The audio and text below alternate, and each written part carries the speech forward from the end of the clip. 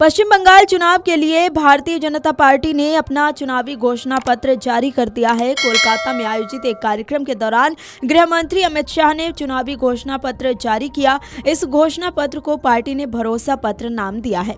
इसमें महिलाओं से लेकर युवाओं तक प्रमुख वोटर वर्ग के लिए नकदी के वादे किए गए हैं।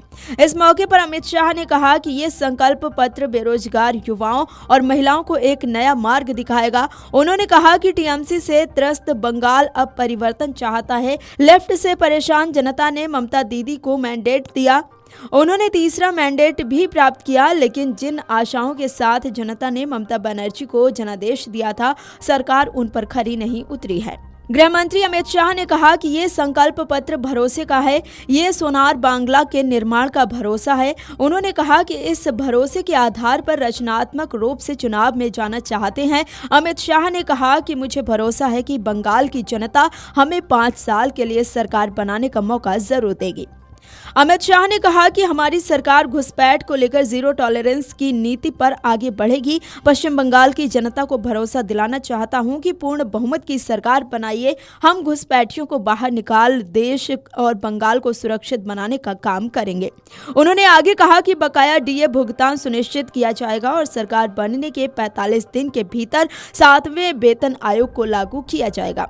अमित शाह ने कहा कि 1 से 5 तारीख के भीतर हर महीने बीजेपी की सरकार हर माता के खाते में 3,000 रुपए ट्रांसफर करेगी। आयुष्मान भारत समेत सभी केंद्रीय योजनाएं बंगाल में लागू करेंगे। उन्होंने 6 महीने के भीतर समान नागरिक संहिता यानी कि यूसीसी लागू करने का वादा किया। अमित शाह ने कहा कि बंगाल की सीमाओं को घुसपैठ के लिए सील करेंगे और सुनिश्चित करेंगे कि एक भी गौ माता की तस्करी भारत के बाहर न हो। उन्होंने कहा कि हम 1 करोड़ स्वरोजगार और रोजगार के अवसर सृजित करेंगे। हजारों युवाओं को उद्योग साहसी बनाने का काम करेंगे। अमित शाह ने बेरोजगार युवाओं को 3,000 रुपए मासिक भत्ता देने का भी वादा किया है। उन्होंने कहा कि हम ममता बनर्जी की अगुवाई वाली सरकार के 15 साल पर श्वेत पत्र लाएंगे। ये श्वेत पत्र 2 हिस्सों में होगा। अमित शाह ने पहले 100 दिन औद्योगिक विकास का रोड मैप बनाने, उत्तर बंगाल का औद्योगिक विकास करने, दार्जिलिंग चाय को विश्व प्रसिद्ध बनाने के लिए प्रयास करने के वादे किए हैं।